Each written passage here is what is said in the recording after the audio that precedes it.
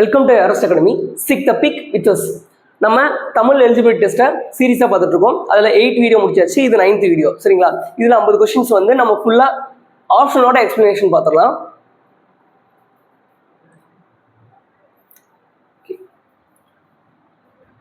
First question பார்த்துங்க. பண்டாய் எழுது, பண்டாய் எழுந்து என்பதை பிரித்தால் இவ்வாறு வரும் அப்படின்னு கொஸ்டின் கொடுத்துருக்காங்க. ஃபர்ஸ்ட் பண்டு பிளஸ் எழுந்து, வண்டா பிளஸ் எழுந்து, வண்டு எழு உந்து, வண்டா எழுந்து. இதை எப்படி பிரிக்கலாம் அப்படின்னா, பாருங்க, வண்டா இந்த டாவை தான் பிரிக்க போறோம். அதாவது இந்த ஏவை தான் பிரிக்க போறோம்.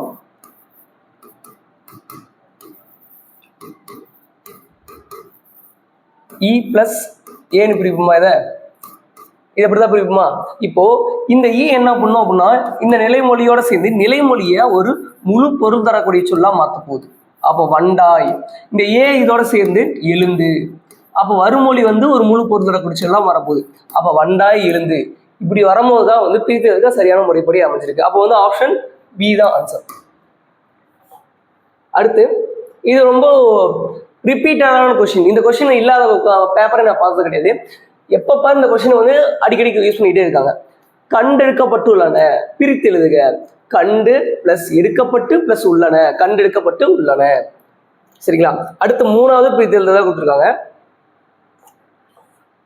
இங்க பாருங்களேன், பெருங்கடல், பெருங்கடல், பெருங்கடல் வந்துருச்சா? இப்போ இந்த மாதிரியான அளவு, வடிவம், நிறம், சுவை இந்த மாதிரிலாம் வந்தா அது என்ன புணர்ச்சின்னு சொல்லுவோம் அப்படின்னா பண்பு பெயர் புணர்ச்சின்னு சொல்லுவோம்.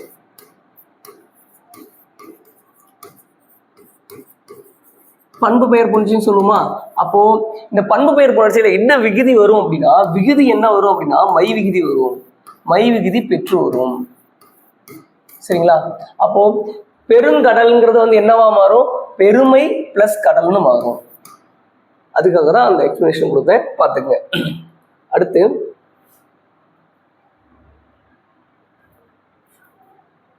என்ன கொஸ்டின் கொடுத்துருக்காங்க? மிசை என்பதன் எதிர்ச்சொல். மிசை என்பதன் எதிர்ச்சொல். அதனாலதான் கொஸ்டின் நான் என்ன சொல்லுவேன் அப்படின்னா, ஒரு டைம் ஃபார்வர்டில் படிங்க, ஒரு டைம் பேக்வேர்டில் படிங்க. ஏன்னா எதிர்ச்சொல்னு கேட்டிருக்கானா பொருள் கேட்டிருக்காங்கன்னு உங்களுக்கு அப்பதான் புரியும்.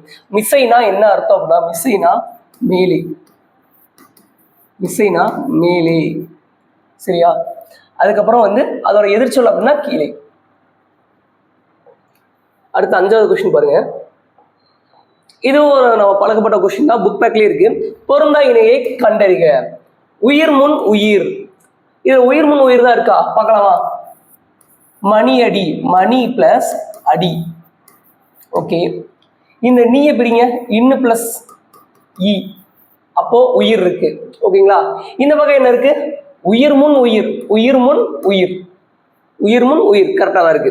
மெய் முன் உயிரா? பார்த்தலாமா? ஆள் பிளஸ் இலை. இங்க என்ன இருக்கு? மெய் இருக்கு. இங்க என்ன இருக்கு? உயிர் இருக்கு.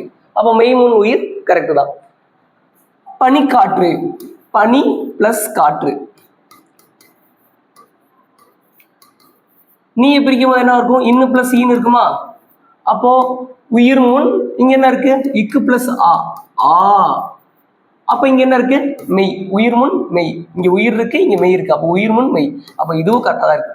அப்ப இங்க என்ன தப்பா இருக்கும் அப்படின்னா, கோலாட்டம் பிரிச்சு பாருங்க. கோலாட்டம், கோல் பிளஸ் ஆட்டம்.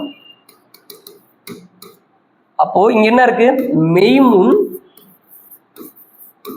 மெய்முன் உயிர்னு வரணும். அங்க என்ன கொடுத்துட்டாங்க அப்படின்னா மெய்முன் மெய்னு கொடுத்துட்டாங்க. இது வராது. அப்ப இதுதான் ஆன்சரா இருக்கணும். சரிங்களா? அப்போ ஆப்ஷன் டி. அடுத்து பொருந்தா இணையை கண்டறிக. இது வந்து ஒரு பாடல வரும். இந்த பாடலை எழுதுறது யாருன்னா பொய்கை ஆழ்வார்.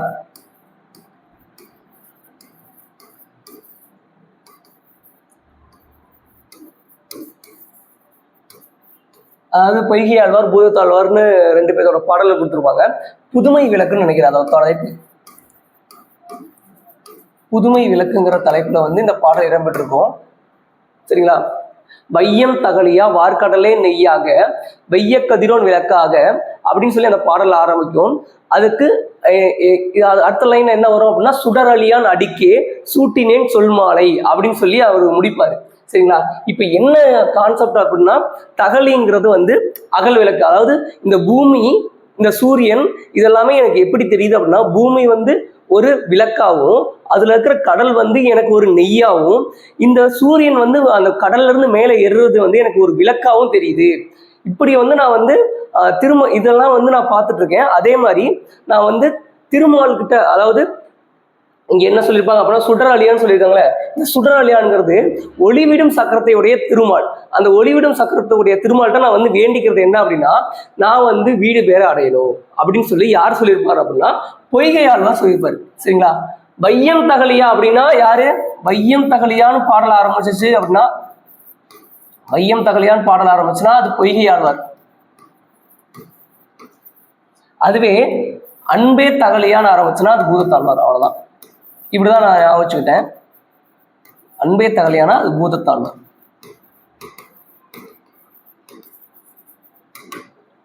ஓகேங்களா? இதுல என்ன தப்பா இருக்குன்னு ஃபர்ஸ்ட் பார்த்துக்கலாமா? தகலி அப்படின்னா அங்க வந்து அருஞ்சொல் பொருட்கள் இருக்கும். அதனால தான் அந்த பாடல கூட சொன்னேன். தகலி அப்படின்னா அகல் விளக்கு. இடர் ஆளினா துன்பக்கடல். இந்த துன்பக்கடல்ல இருந்து நான் வந்து கஷ்டப்பட விரும்பல, நான் வந்து வீடு பேர் அடையணும்னு சொல்லுவாரு. அதுக்கப்புறம் சுடர் ஆளியான். சுடர் ஆளியான், சுடர் ஆளியானா ஒளிவிடும் சக்கரத்தையுடைய பெருமாள். ஒளிவிடும் சக்கரத்தையுடைய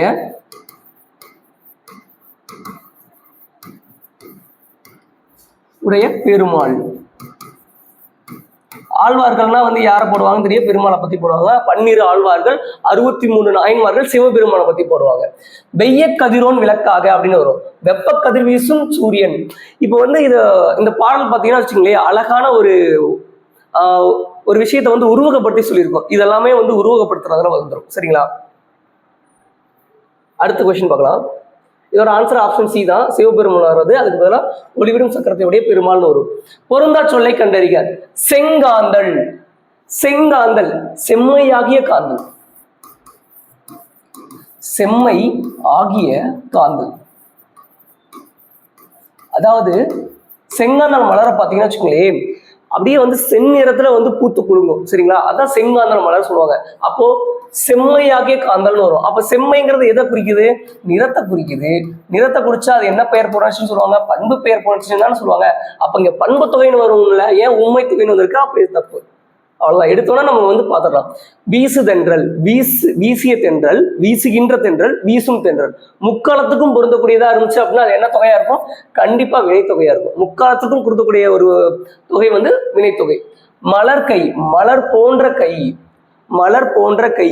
நீங்க பாருங்களேன், ஓமை தொகையை மாத்தி போட்டீங்க அப்படின்னா உருவகம் வரும். கை மலர்.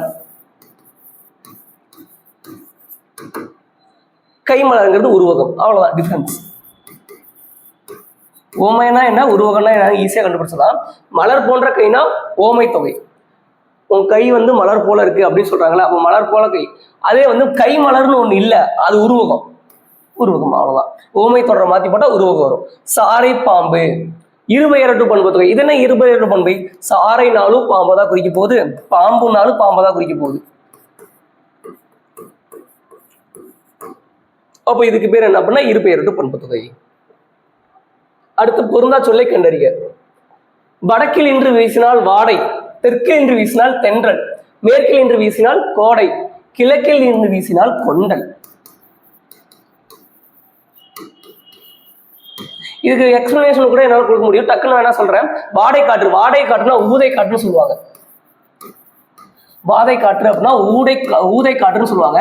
அதாவது நமக்கு தமிழ்நாட்டுக்கு வடக்கிலிருந்து வீசும் அப்படின்னா என்ன, இமயமலையிலிருந்து வீசக்கூடிய காற்று. இமயமலையில என்ன இருக்கும் அப்படின்னா பனி படர்ந்து இருக்கும். அவ பனி படர்ந்த பிரதேசத்துல இருந்து ஒரு காற்று வீசுது அப்படின்னா அது கண்டிப்பா என்ன காற்றா இருக்கும்? ஊதை காற்றா இருக்கும். அதாவது பனி நிரம்பிய ஒரு காற்றா இருக்கும்.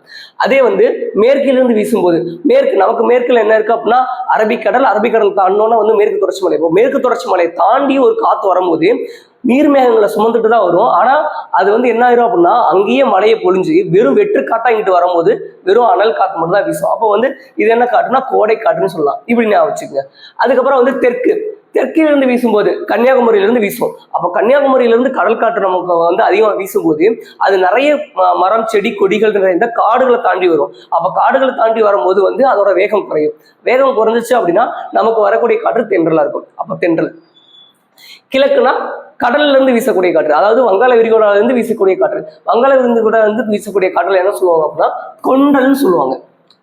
சரிங்களா? அப்போ வந்து அந்த காலத்துல தமிழர்கள் வந்து பேர் வைக்கும் போதே வந்து எவ்வளவு அழகான பேர் வச்சிருக்காங்க பாருங்க.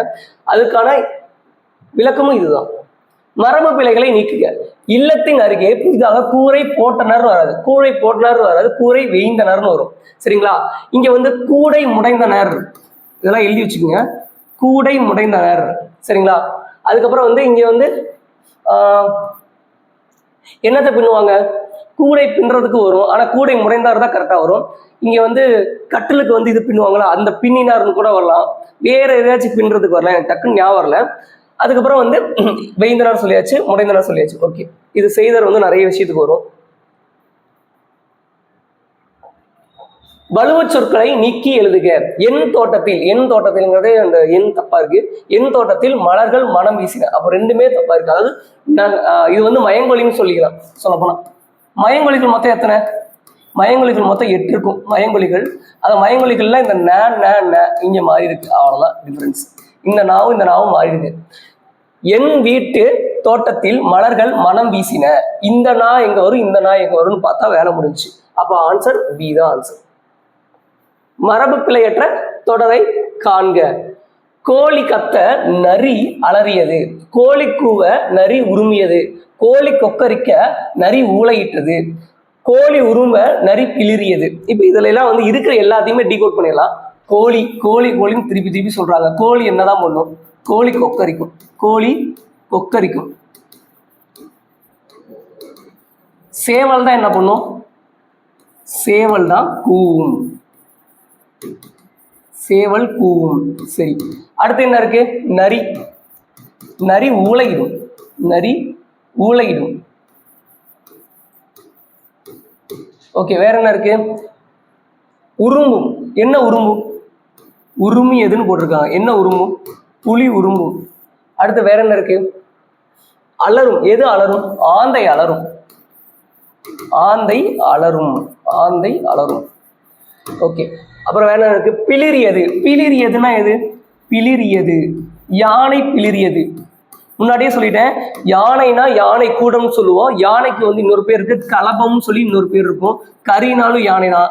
யானைக்கு வந்து பல சொல், அதாவது ஒரு சொல் பல பொருள், பல பொருள் ஒரு சொல் இருக்குங்களா, அந்த விஷயத்துல வந்து யானைக்கு நிறைய பேர் இருக்கு. மாங்குற ஒரு சொல்லுக்கு வந்து நிறைய பொருள் இருக்கு. இது எல்லாத்தையுமே வந்து நிறைய படிச்சுக்கங்க, அதெல்லாமே குழப்பக்கூடிய ஒரு விஷயங்கள். ஆங்கில சொல்லுக்கு நேரான தமிழ் சொல்லை அறிக. Aesthetics, artefacts, terminology, myth. இப்போ இதுக்கு எல்லாத்துக்குமே வந்து என்னன்னா நம்ம கண்டுபிடிச்சே ஆகணும். அஸ்தட்டிக்ஸ் அப்படின்னா அழகியல், அழகியல் அல்லது முருகியல், அழகியல் அல்லது முருகியல். சரிங்களா? ஆர்டிஃபேக்ட்ஸ் அப்படின்னா கலைப்படைப்புகள், ஆர்டிஃபேக்ட்ஸ் அப்படின்னா கலைப்படைப்புகள். அதுவே டெர்மினாலஜி அப்படின்னா கலைச்சொல், டெர்மினாலஜி அப்படின்னா கலைச்சொல். மித்துனா துன்பம், மித்துனா துன்பம், அவன் துன்பம் மட்டும் தான் கரெக்டா இருக்கு, மற்ற எல்லாமே மாறி மாறி இருக்கு. அப்ப ஆன்சர் கண்டுபிடிச்சாச்சு. அடுத்து வேர்ச்சொல்லை தேர்வு செய்தல். கீழ் கண்டவற்றில் சரியான வேர்ச்சொல் இணையை கண்டறிக. செல், சென்றான். எடுத்தோன்னு பார்த்தோன்னா நமக்கு அப்படியே கரெக்டா இருக்கிற மாதிரி தோணும், அச்சா கரெக்டான இருக்கு அப்படின்னு டக்குன்னு டிக் பண்ண போவோம். ஆனா அங்க வந்து நிறைய விஷயங்கள் வந்து நம்ம அப்படிதான் பண்றோம். ஆனா அங்க பாருங்களே, செல்றான் அப்படின்னு இருக்கு, செல் அப்படிங்கிறது வேர்ச்சொல்லா இருக்கு. நீங்க நல்லா யோசிச்சு பாருங்களே, சென்றான் என்பதன் வேர்ச்சொல்னு கேட்டாலும் நீங்க என்ன போடுவீங்க? செல்லுன்னு போடுவீங்க. ஆனா இங்க பார்த்தோன்னா நம்ம மைண்டு சப்கான்சியஸா நமக்கு வந்து மூளையில நிறைய ஸ்டோர் ஆயிருக்கும். ஸ்டோர் ஆன எடுத்து விடு, எல்லாமே கரெக்ட் தான் அப்படின்னு சொல்லி நம்ம பாட்டுக்கு போயிட்டே இருப்போம். 90 கொஸ்டின் பார்த்ததுக்கு அப்புறம் தான் நமக்கு ஞாபகம் வரும், இன்னும் கொஞ்ச நேரம் கரெக்டாக பார்த்துருக்கலாமோ, ஒருவேளை ஏதாச்சும் தப்பு இருக்குமோன்னு மறுபடி திருப்பி போவோம். திருப்பி போகும்போது தப்பான கொஸ்டினுக்கு ஆன்சர் போட மாட்டோம். கரெக்டாக ஒரு 5-6 கொஸ்டின் இருக்கும், அந்த 5-6 கொஸ்டினை மாற்றி விட்டுட்டு நம்மளே மார்க் குறைச்சிட்டு வந்துடுவோம். இது எல்லாத்துக்குமே நடக்கும். சரிங்களா? அடுத்து இங்க பாருங்க, வந்து, வந்தானோட வேர்ச்சொல் என்ன அப்படின்னா வா. வந்துங்கிறது வினையச்சம் ஆயிராதா? இத்து பிளஸ் ஊ. சரிங்களா? அப்ப வினையச்சம் ஆயிராதா? வந்தான் என்பதன் வேர்ச்சொல் வா. கொன்றான் கொன்றான். இப்போ இது கூட பாருங்களேன், இந்த இந்த நா வந்துச்சுன்னா இந்த லாதா வந்து சரி ஓகே, அது இங்க பார்க்க வேணாம். கொன்றான் அப்படின்னா கொல், கொன்றான் அப்படின்னா கொல். அப்ப இது சரியா இருக்கு, வேர்ச்சொல் சரி. ஓகே, வென்றான், வென்றான் என்பதன் வேர்ச்சொல் அப்படின்னா வெல். வேர்ச்சொல் எப்பயுமே என்னவா இருக்கும் அப்படின்னா கட்டளை சொல்லா இருக்கும். வேர்ச்சொல் எப்பயுமே எப்படி இருக்கும் அப்படின்னா கட்டளை சொல்லா இருக்கும்.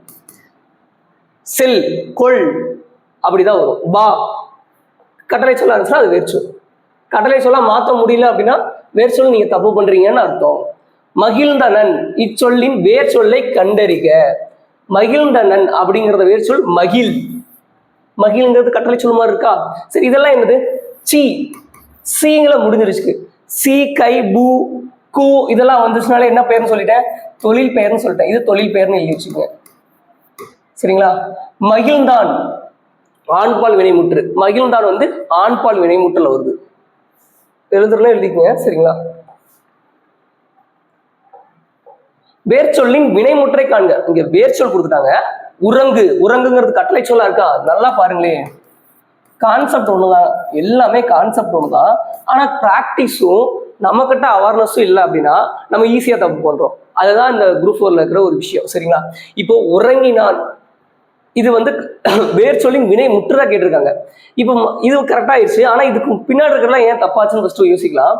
உறங்கு, உறங்கியவள், உறங்கியவள் மகிழ், உறங்கியவள் மகிழ் அப்படின்னு சொல்ல வந்தா அது என்னவா மாறுது அப்படின்னா வினையால் அணையும் பெயரா மாறுது. வினையால் அணையும் பெயர்,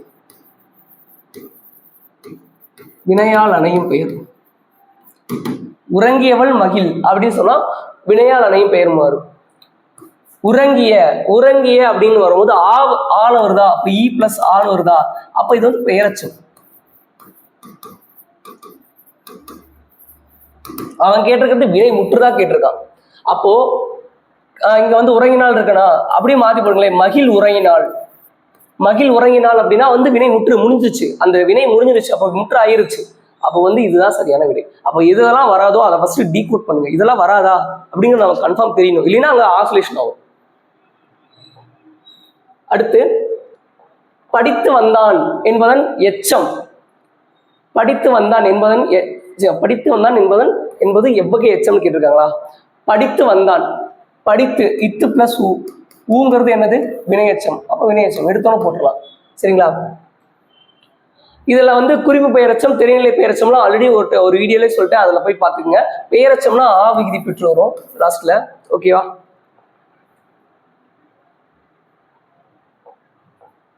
மெல்ல வந்தான். சரிங்களா? மெல்ல வந்தான், சிறிய பையன். இது ரெண்டுமே என்னது அப்படின்னா அந்த குறிப்பு பெயரச்சம், திரைநிலை பெயரச்சம் சொல்லல, அந்த இதுல வரும். ஓகேங்களா? இப்போ வந்து கீழ்காணும் சொற்களை அகர வரிசைப்படுத்துக. தா வரிசையில் வந்திருக்கு. தா, தா, தி, தி, தூ, தூ, தே, தே, தை, தோ, தோ, தௌ. இங்க பாருங்க, தாக்கு அப்புறம் தா, தா, தா, தி, தி, தூ, தூ, தே, தே, தே, தே வந்துருச்சு. தோ, தோ, தௌ. அந்த தோக்கு அப்புறம் அடுத்ததுக்கு தேவையில்லை. அப்போ வந்து தாத்தா, தி, தி, தூ, தூ, தே, தே. அப்போ இந்த வரிசை தெரிஞ்சுனாலே இது ஈஸியா கண்டுபிடிச்சிக்கலாம். தெரியலையா என்ன பண்ணுவோம்? ஆ, ஆ, இத்து போட்டு தா, இத்து போட்டு தான்னு போடுவோம். சரிங்களா? இந்த மாதிரி போட்டு வந்தாலே நமக்கு ஆ வரிசையும் இத்து போட்டாலே நமக்கு வந்து வரிசை வந்துடும். அடுத்து இங்கேயும் அதே தான் இருக்கு, சா வரிசை இருக்கு. சாச்சா, சீச்சி, சூச்சு, சேச்சே, சை. அப்போ சாச்சா, சுச்சு, சீச்சி, சீச்சி, சு, சே, சே. அப்போ இதுதான் ஆன்சர். இதை பார்த்தாலே கண்டுபிடிச்சலாம். இதெல்லாம் வந்து போட்டுக்கங்க, இதுக்கெல்லாம் டைம் வேஸ்ட் பண்ணுவோம்னா. இதுலேயும் மாமா, மீமி, மூமு, மேமே. அப்போ மாமா, மீமி இதுலேயே வந்துருச்சு. இதை தவிர வேறு எதுவுமே இங்கே கரெக்டாக வரல. அப்போ இதுதான் ஆன்சரு. சொற்களை ஒழுங்குபடுத்தி சொற்றொடராக்குதல். பல வகையான மங்கள பொருட்களை முறையாக வைத்தனர். இதை தவிர மற்ற எல்லாத்தையும் படிச்சு பாருங்களேன். முறையான பல வகையான மங்கள பொருட்கள் வைத்தனர் பொருட்களை, இது வரவே வராது. பொருட்களை மங்கள முறையாக பல வகையாக வைத்தனர், இதுவும் வராது. மங்கள பொருட்களை பல வகையான முறையாக வைத்தனர். இங்க பாருங்களேன், இந்த ரெண்டு வேர்டுமே வந்து மாறணும். ஆனா இங்க பாருங்க, ஒரு சில விஷயங்கள் வந்து இங்க மாறும் போதே நமக்கு தெரிஞ்சிருச்சு அந்த ஸ்டேட்மெண்ட் வந்து கரெக்டா வரல அப்படின்னு. அப்போ இதுவும் வராது. அப்போ ஆன்சர் வந்து ஏ தான்.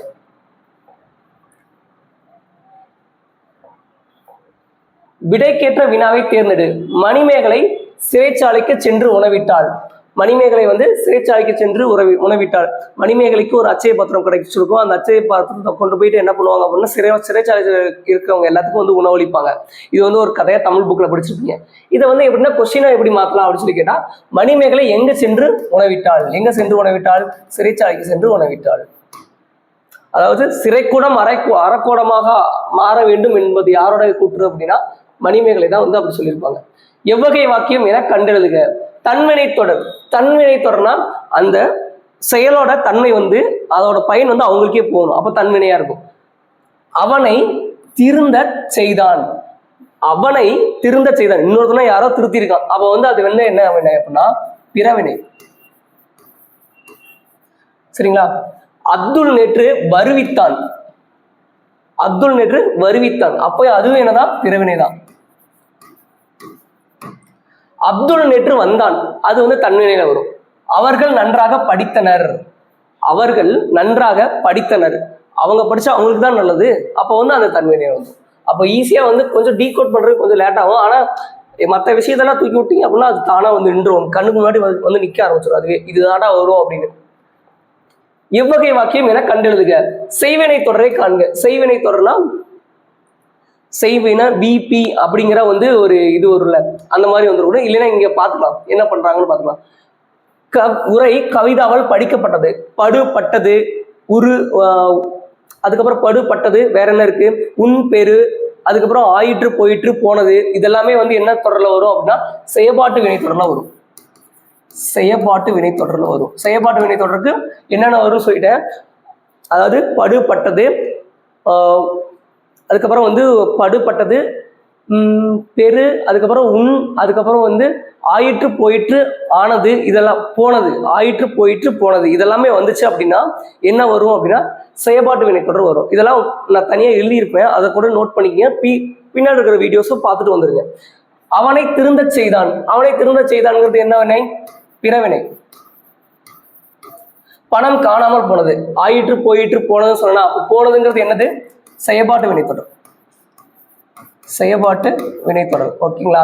அப்ப அப்பா சொன்னாருங்கிறது மட்டும்தான் என்னது? செய்வினைத்தொடர். எனக்கு இது தெரியல அப்படின்னாலும் நான் என்ன பண்ணுவேன் அப்படின்னா இருக்கிற 3 ஆப்ஷன் வராதுன்னு எனக்கு நல்லா கண்டிப்பா தெரியணும். அப்ப தெரிஞ்சுன்னா ஈஸியா சூஸ் பண்ணுவோம்ல. அப்ப அப்பா சொன்னாருங்கிறது என்னது? செய்வினை.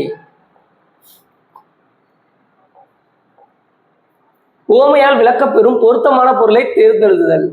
கீரியும் பாம்பும் போல உவமை பொருள் எது குறிப்பிடும் அப்படின்னா பகைமையை குறிப்பிடும். அதே மாதிரி வேற்றுமைக்கும் இது வருது. சரிங்களா? ரெண்டுமே இப்போ வந்து இங்க பாருங்க, பூனையும் எலியும் போல அப்படின்னு வந்துருச்சுன்னா இங்க வந்து பகைமையும் வரும், வேற்றுமையும் வரும். ஆனா ஃபர்ஸ்ட் பகைமை தான் எடுத்துக்கணும். அப்ப பகைமை தான் கரெக்ட். சரிங்களா? இது ஒற்றுமைனா உடலும் உயிரும் போல ஒற்றுமையா இருக்காங்கப்பா அப்படின்னு சொல்லுவாங்கல்ல. பிறமொழி சொற்களுக்கு இணையான தமிழ் சொல் கரன்சி நோட்னா பணத்தார். காசோலைனா பேங்க் செக்கு. கடன் அட்டை அப்படின்னா என்ன அப்படின்னா கடன் அட்டை அப்படின்னா டெபிட் கார்டுன்னு நினைக்கிறேன். எஸ்,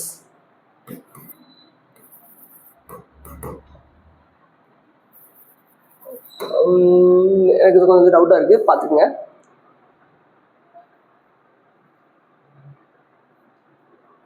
அதுக்கப்புறம் வங்கினா பேங்க்.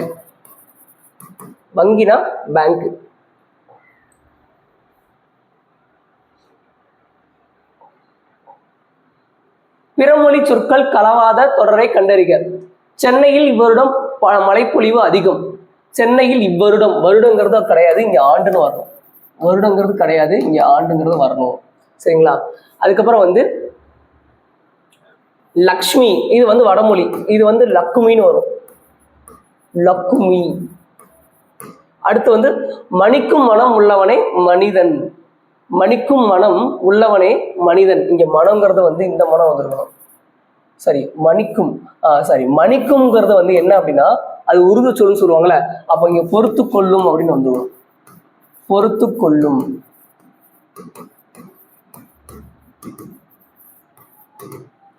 அதுக்கப்புறம் காற்றின் உதவியால் செலுத்தப்படுபவை பாய்மர கப்பல்கள். இதுல வேற பிறமொழி சொற்கள் இல்லை. பிறமொழி சொற்கள்லாம் எடுத்து எழுதிக்கங்க. ஓகேங்களா?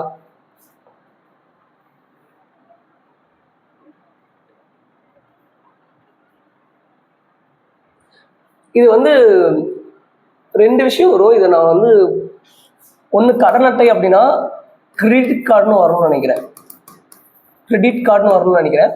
பற்று அட்டை அப்படின்னா டெபிட் கார்டு.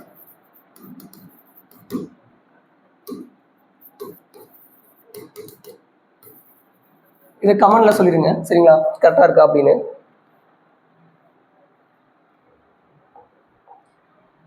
திருச்சிராப்பள்ளி என்பதன் மருவு. திருச்சிராப்பள்ளி என்பதன் மருவு திருச்சி. திருச்சிராப்பள்ளி என்பதன் மருவு திருச்சி. மயிலாப்பூர் என்பதன் மருவு மயிலை. அதுவே மாமல்லபுரம் மருவு அப்படின்னு கேட்டா மகாபலிபுரம்னு வரும், இல்லைன்னா மல்லைன்னு வரலாம். ஓகேங்களா? இதெல்லாம் வந்து தெரிஞ்சு வச்சுக்கோங்க. சொல்றப்ப அப்படி எழுதினாலும் எழுதிக்கங்க.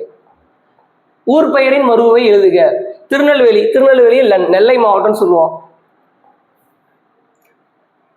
சொற்களை இணைத்து புதிய சொல் உருவாக்கல். தேன், மலை, வான், செய், பூ என்னும் சொற்களை கொண்டு உருவாக்கினால் வரும் தவறான சொல்லை கண்டறிக.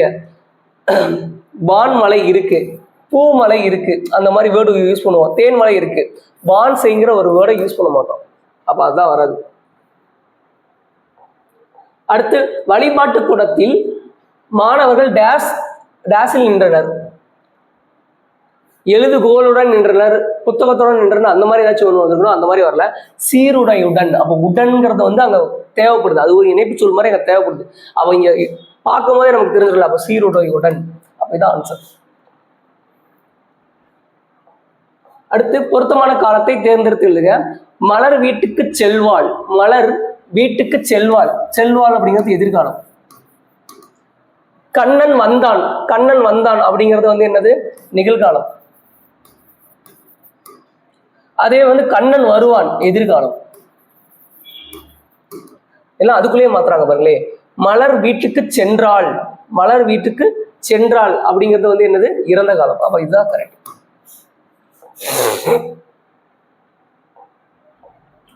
பேசினான் என்பது எக்காலத்தை குறிக்கும். பேசினான் ஒரு செயல் முடிஞ்சிருச்சு அப்படின்னா அது வந்து இறந்த காலம்.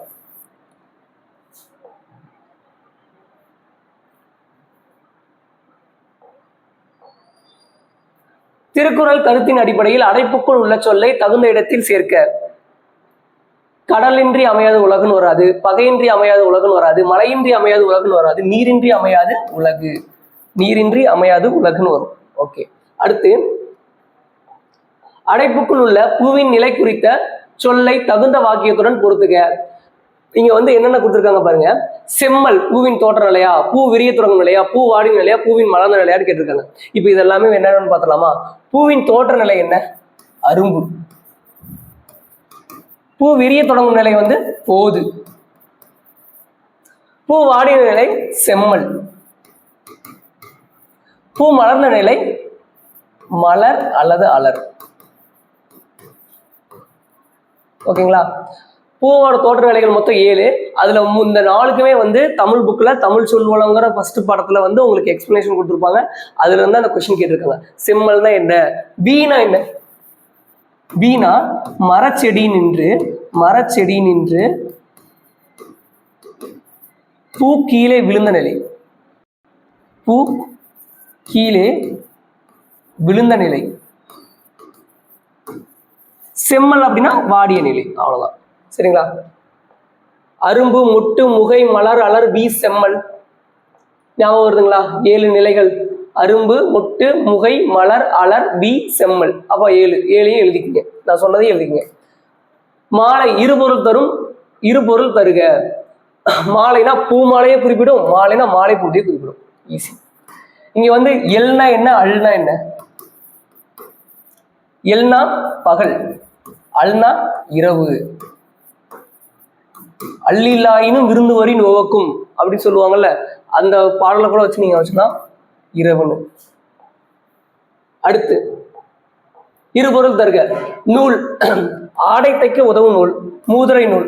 மூதுரை நூல்னா யார் எழுதியிருப்பாங்க? ஔவையார் எழுதியிருப்பாங்க. மூத்தோர் கூறும் அறிவுரைன்னு சொல்லுவாங்க. அடுத்து குறில் நெடில் மாற்றம், பொருள் வேறுபாடு. கொடு, கோடு. கொடுனா தருதல், கோடுனா நேராக வரைதல். இதை பார்த்தோன்னே கண்டுபிடிச்சல, வேற எதுவும் கரெக்டா வரல. எர்த்வாம். எர்த்வாம்னா மண்புழு தான். மண்புழுவை வந்து என்னன்னு சொல்றாங்க அப்படின்னா நாங்கூல் புழுன்னு சொல்றாங்க. நான்குள் புழுன்னு சொல்லுவாங்க. இது வந்து குளோபல் வார்மிங், குளோபல் வார்மிங், நிலநடுக்கம், எர்த்குவைக். இந்த எர்த்குவைக் இருக்குல்ல, இந்த எர்த்குவைக் அடிக்கடி நடக்கிறதுல எர்த்குவைக். உலகமயம்னா குளோபலைசேஷன். குளோபலைசேஷன் சொல்றதெல்லாம் பார்த்து எழுதிக்கங்க, ஓகேவா? இது எல்லாமே வந்து சின்ன வயசுல இருந்து படிச்சுட்டு தான் இருக்கும். ரெஸ்பான்சிபிலிட்டி, ரெஸ்பான்சிபிலிட்டினா கடமைக்கு வரும். ரெஸ்பான்சிபிலிட்டினா கடமை. அடுத்து இங்க பாருங்க, மெய்கீர்த்தி என்ற பெயர் யாருடைய காலத்தில் வந்தது? மெய்கீர்த்தி என்ற பெயர் யாருடைய காலத்தில் வந்தது? அவன் மெய்கீர்த்தினா என்னன்னு ஃபர்ஸ்ட் உங்களுக்கு தெரிஞ்சுக்கணும்ல. மெய்கீர்த்திக்கு முன்னோடி ஒண்ணு இருக்கு. அது வந்து இன்னொருத்தரோட காலத்துல இன்னொரோட மன்னர்களால ஏற்படுத்தப்பட்டது. அப்போ மெய்கீர்த்தி பற்றி தெரியணும் அப்படின்னா 10th புக்ல மெய்கீர்த்திங்கிற பாடம் இருக்கும். அந்த பாடத்துல போயிட்டு எல்லாத்தையுமே லைன் பை லைன் படிச்சுக்கோங்க. அதுல வந்து அந்த பாடலோட முதல் வரி எப்படி ஆரம்பிக்கும் அப்படின்னா இந்திரன் முதலாக திசைப்பாளர் அப்படின்னு சொல்லி வரும், சரிங்களா? அப்ப அந்த பாடல் ஃபுல்லாவே படிச்சாதான் நமக்கு வந்து என்னங்கிறது புரியும். மெய்கீர்த்தினா என்ன தெரியுமா?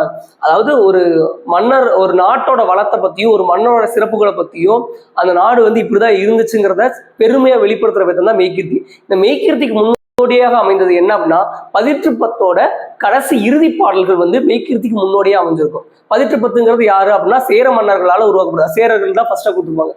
இதாங்க நம்ம பையன் புத்தி அப்படிங்கிறது.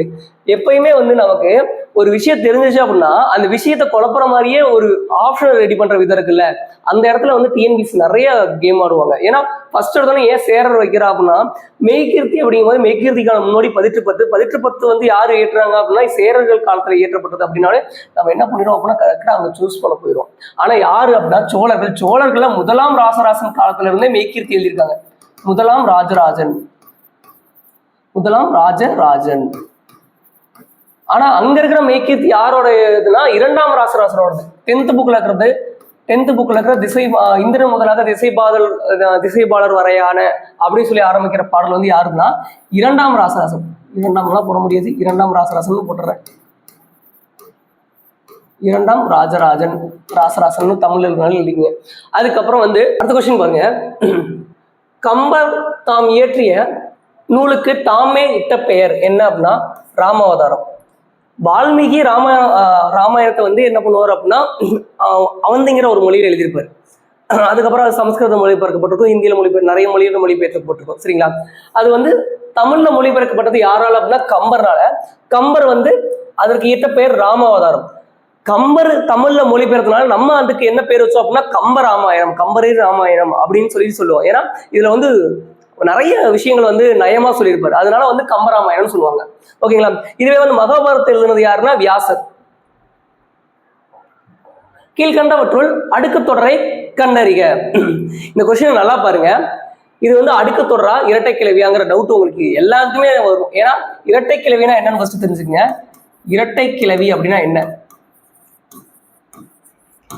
இரட்டை கிளவி அப்படிங்கிறது வந்து ஒரு ஓசை நயம் மிகுந்த ஒரு சொற்களை குறிக்கும். இப்போ வந்து பல சட கடை அப்படிங்கிற வேர்டு எல்லாமே என்ன பண்ணும் அப்படின்னா இங்க பாருங்களேன், விறு மலை கலை இது எல்லாமே வந்து இரட்டை கிளவின்னு சொல்லுவாங்க. ஏன்னா இது வந்து ஒரு ஓசை நயத்துக்காக யூஸ் பண்ற மாதிரி ஒரு வேர்ட்ஸா இருக்கும். இரட்டை கிளவிக்கு பொருள் கிடையாது. அதை ஃபர்ஸ்ட் நல்லா புரிஞ்சுக்க. இரட்டை கிளவினா பொருள் கிடையாது. இதுவே வந்து அடுக்கு தொடர் அப்படின்னா கொண்டு வந்து சென்று இப்படிலாம் வந்துச்சுன்னா அதுக்கு பேர் என்ன?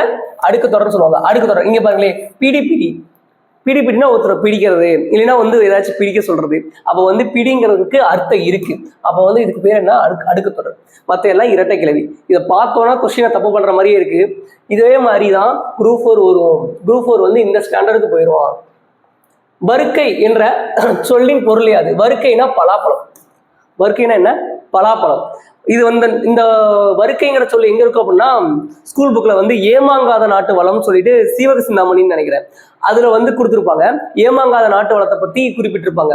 அதாவது ஒரு பெரிய பாக்கு மரத்துல இருந்து ஒரு இது விழுவும், அது வந்து தென்னை மரத்துல இருந்து தேங்காய் கீழே விழ வைக்கும். அப்புறம் மாமரம், அதுக்கப்புறம் வாழை மரம், அதுக்கப்புறம் பலாப்பழம். இது எல்லாமே வந்து ஒரு கண்டினியூஷனா வந்து இவ்வளோ வளம் இருக்கிற ஏமாங்காத நாடு அப்படின்னு சொல்லி ஒரு பாடல் இருக்கும். அந்த பாடல்ல வருக்கைங்கிற சொல்லு இருக்குன்னு நினைக்கிறேன். அந்த வருக்கைங்கிற சொல்லுக்கு பொருள் என்ன அப்படின்னா பலாப்பழம். ஏன் நான் அந்த பாடலோட சேர்த்து சொல்றேன் அப்படின்னா, மறுபடியும் கொஸ்டின் எடுக்கிறவங்களோட மைண்ட் செட் எங்க போகும் அப்படின்னா, அந்த பாடலுக்குள்ள ஏதாச்சும் ஒரு கொஸ்டின் வைக்கலாமா, அந்த அறிஞர் பொருட்களை எடுங்க அப்படின்னு யோசிப்பாங்க. அப்ப அதுக்காக நம்ம என்ன பண்ணணும் அப்படின்னா, இந்த கொஸ்டினை பார்க்கும்போதே அந்த பாடலை போய் பார்க்கணும், என்னென்னலாம் இருக்கு, என்ன கொஸ்டினா கேட்டிருக்காங்க, இதுக்கு முன்னாடி என்ன இருக்கு, அதுல இருக்கிற எல்லாத்தையும் படிச்சிட்டோமா அப்படிங்கிறத பார்க்கணும்.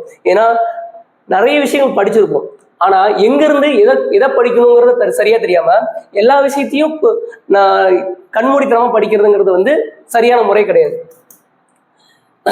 இங்க பாருங்க, மதுரை தமிழ் தாயின் ஆணிவேர் துளிர்த்த இடம், இதுவும் சரியான மாதிரிதான் இருக்குது.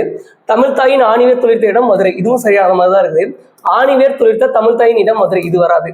மதுரை இடம் துளிர்த்த இதுவும் வராது. இந்த ரெண்டுக்குள்ள ஏதாவது ஒண்ணுதான் கண்டுபிடிக்கிற மாதிரி நமக்கு ஆப்ஷன் வந்து நிற்கும். இப்போ மதுரை வருமா தமிழ் தாய் வருமா அப்படிங்கிறதுதான் மேட்ரு. இப்போ வந்து தமிழ் தாய்ங்கிறது வந்து ஒரு எடுப்பு சொல் மாதிரி இருக்கு, ஒரு முதற் சொல்லுக்கு வைக்கிற மாதிரி இருக்கு. ஆனா மதுரைங்கிறது அப்படி வராது. சரிங்களா? அப்போ இதுதான் கரெக்டான தொடர். ஒரு எங்க வரும், ஓர் எங்க வரும்னு சொல்லிட்டேன். ஒருங்கிறது வந்து உயிரெழுத்து வந்தா ஒரு வரும், ஒருங்கிறது உயிர்மை வந்தா வரும்.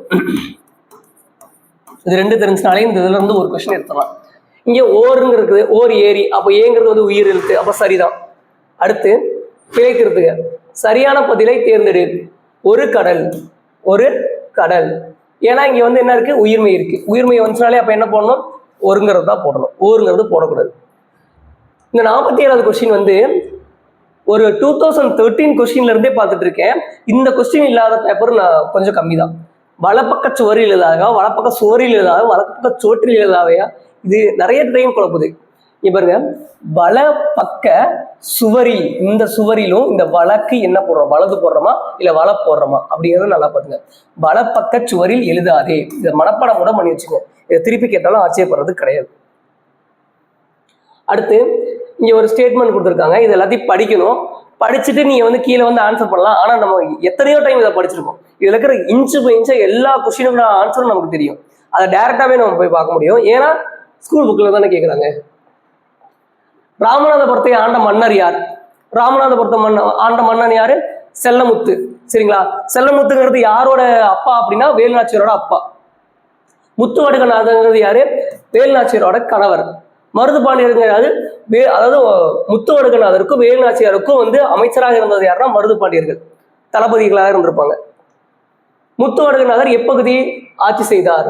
சிவகங்கையை ஆட்சி செய்தார். முத்துவடுகநாதர் எந்த இடத்தில் கொல்லப்பட்டார் அப்படின்னா தான் காளையார் கோயில் வரும். அவர் எதை ஆட்சி செஞ்சாரு? சிவகங்கை சமஸ்தானத்தை ஆட்சி செஞ்சாரு. ஓகேங்களா? திண்டுக்கல்ங்கிறது வந்து கோபால நாயக்கரோட கட்டுப்பிடியில இருந்தது. அங்கதான் என்ன பண்ணுவாங்க அப்படின்னா, இங்க இருந்த வேலுநாச்சியார் அங்க போய் 8 ஆண்டுகள் தங்கி படை வளர்த்து அந்த படையை கூட்டிட்டு வந்து இங்க மறுபடியும் திருப்பி போரிட்டு 8 ஆண்டுகளுக்கு பின்பு அவங்களோட தாய் நிலத்தை மீட்பாங்க. வேலுநாச்சியாரின் அமைச்சர் யார்? வேலுநாச்சியாரின் அமைச்சர் வந்து தாண்டவராயர். இவர் தான் அந்த லெட்டர் எழுதற்கெல்லாம் ஹெல்ப் பண்றவர். உடையாள் அப்படிங்கிறது யாரு? குயிலிங்கிறது யாரு? இதெல்லாம் தெரிஞ்சுக்கலாம். குயிலிங்கிறது வந்து யாரு? அந்த தீ வச்சுக்கிட்டு போய் நெருப்பு அந்த ஆயுத கடங்களை விழுந்து இறந்து போறவங்க. அதே மாதிரி உடையாள் வந்து யாரு அப்படின்னா, தன்னோட வேலுநாச்சியார் தன்னோட அரசியை வந்து நான் காட்டி கொடுக்க மாட்டேன்னு சொன்னதுனால கொலை கொல்லப்பட்ட உடையாள். முத்துவடுகநாதர் நமக்கு தெரியும். வேலுநாச்சியார் யாருடைய நினைவாக நடுகள் நட்டார்? உடையாள். ஏன்னா அவங்கள கொண்டிருப்பாங்க, அவங்களுக்கு வந்து தன்னோட தாலியே போய் இதான் அனுப்பிச்சு வந்திருப்பாங்க. ஓகேங்களா? அடுத்து ஆண்கள் படைப்பிரிவின் தலைமை பொறுப்பு யாருக்கு வழங்கப்படுது? மருது சகோதரனுக்கு வழங்கப்படுது. மருது சகோதரர் 2 பேர், சின்ன மருது பெரிய மருது. இவங்க தான் வந்து ஐயன புக்ல நிறைய வருவாங்க. அவங்களெல்லாம் வந்து அவங்களுக்கு வந்து தலைநகர் இருக்கும், பின்னாடி தலைநகர் அமைப்பாங்க. அதுக்கப்புறம் கட்டபொம்மனோட சகோதரர்களை சேர்ந்து போரிடுவாங்க. இதெல்லாமே வந்து ஐயனம்ல படிப்போம். இதை படிக்கும் போது அதையும் உங்களுக்கு ஞாபகம் வர அளவுக்கு நீங்க படிச்சிருந்தீங்க அப்படின்னா நீங்க ஸ்ட்ராங்கா இருக்கீங்கன்னு அர்த்தம். அதனால சொல்றேன். ஓகேங்களா? இப்போ இதுல வந்து 52 கொஸ்டின், அந்த பத்தியோடல இருந்து 52 கொஸ்டின் பார்த்தாச்சு. அடுத்த பாட்டில் மீதி இருக்கிற கொஸ்டின்ஸ்லாம் பார்த்துடலாம். ஸோ தேங்க்யூ ஃபார் வாட்சிங்.